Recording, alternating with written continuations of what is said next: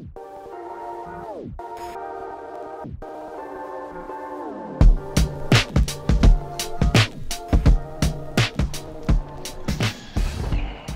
kid you not. I'm not joking when I tell you that this place is different from my country, Cameroon.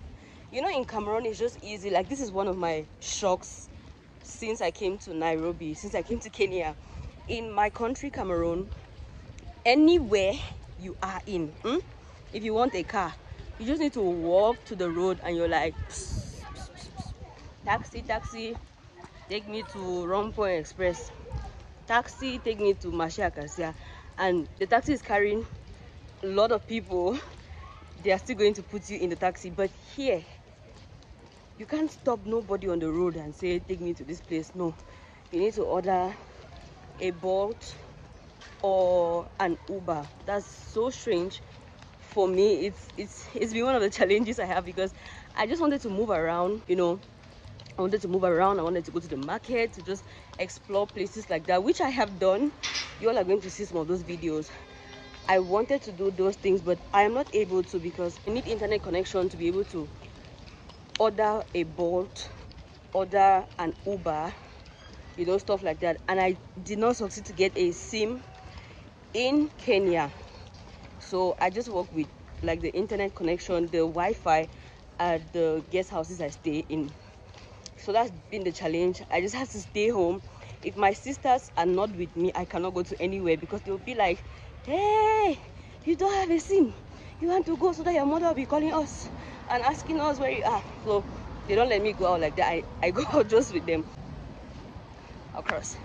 So right now we're going to the market to get food that we are going to cook this evening. This is my second day in Nairobi, Kenya, and we just settled in. This is Nyayo. I may be butchering the name, but that's what I remember. Nyayo Road, Nyayo Street.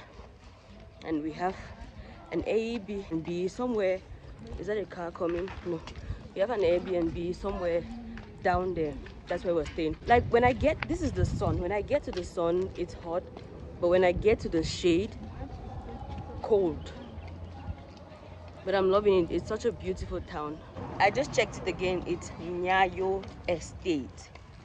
Okay, so it's a long walk to the last market we saw. You know, when we're talking about the supermarket, I was thinking about the one we saw by the Total. That be 50? We just saw some biscuits, strange looking. I think they're going to be nice, and we bought it.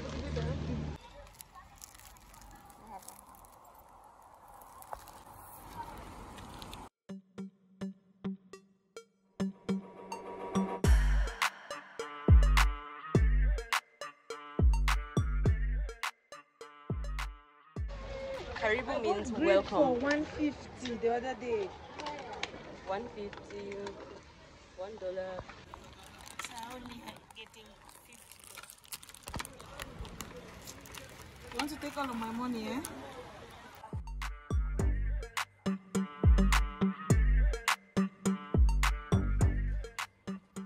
I will not lie, because I don't like to lie, but this country, like compared to where I'm coming from, is so developed. So we are in these estates, you know, where the houses look the same, like there's order, and like each estate has a supermarket. So if you're staying in an estate, you don't need to go very far. That's very convenient.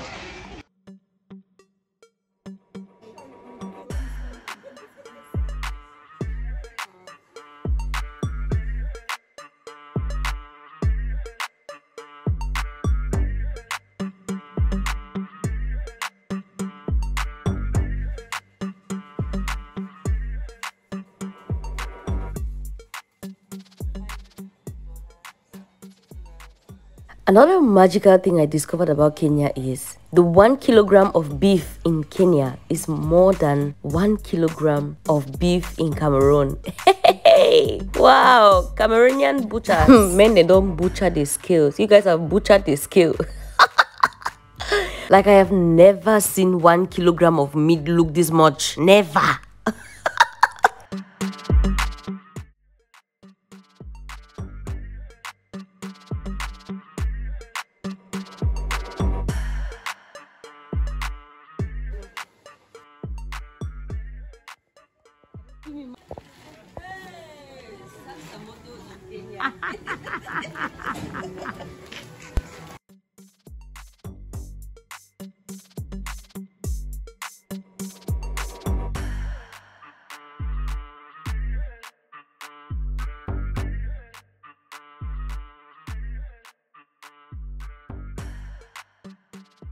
And I was trying to compare the prices of some basic things in the market here, and the prices felt slightly cheaper than in Cameroon, except for the plantain. Hey, Jesus.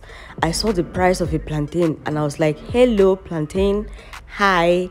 I wanted to eat plantain, but just the price, I was just like, I can only greet this plantain and go back to the house.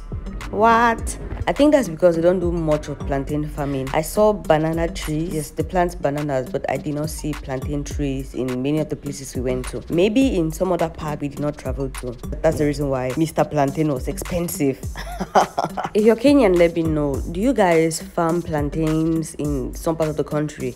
And do you consider plantain to be expensive? I'm just trying to put my mind and my bargaining skills on a scale to see if I'm fair when I'm talking about this.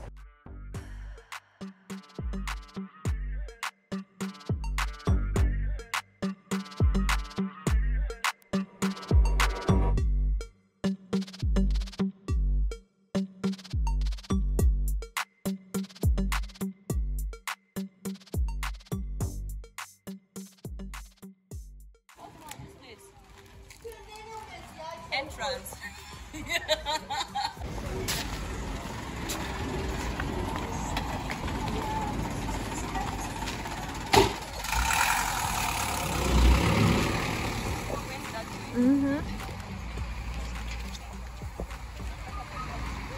One difficulty I've been facing since I came to Kenya is the fact that they are what they call it, right-hand drivers. Yes, that makes the traffic different from Cameroon. Let me just give a simple example in Cameroon. You know how when you're traveling to Bamenda, you're traveling on the right side of the road. You know how the car is on the right. In Kenya, that car will be on the left side of the road, and then all those coming from Bamenda would be on the right. You see how they interchange it? That's because the steering is on the right side. Ah, Jesus. Moto almost jammed me for Kenya. I almost got knocked by a car because I was looking at the opposite side of the road before crossing. Hey, my sister just shouted, hey, Jesus, hey. What would I have told their mother? Stand this way.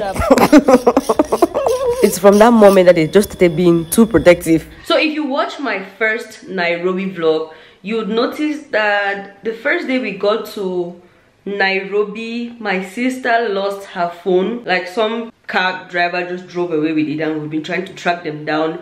So we've gone like round Kenya. We've gone around Kenya. Like I said before, we went to Watamu, we went to Diani, Mombasa, got to Nairobi today. So they went back to the police station because the woman who is attending to them, she's been really helpful trying to get information and assuring us that we're going to get the phone before we leave Kenya. So the woman called today that they should come and leave I don't know, what was that, a statement? Something like that. So they went to the airport. It's the police station by the airport. They went to the airport to meet the lady to drop the statement, something like that, and then they're going to come back here. So while they're there, see guys, I've been here for over a week and I've not had anything close to Cameroonian food for a while. I love Kenyan food.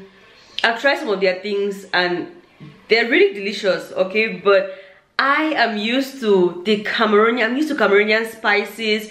Kenyans don't do a lot of spicy, they don't do like salt, a lot of it. So today we decided to cook something. So we went to if you saw the video, like earlier we went to the supermarket, we got some things to cook, like Cameroonian fried rice, which we did already. We had dinner.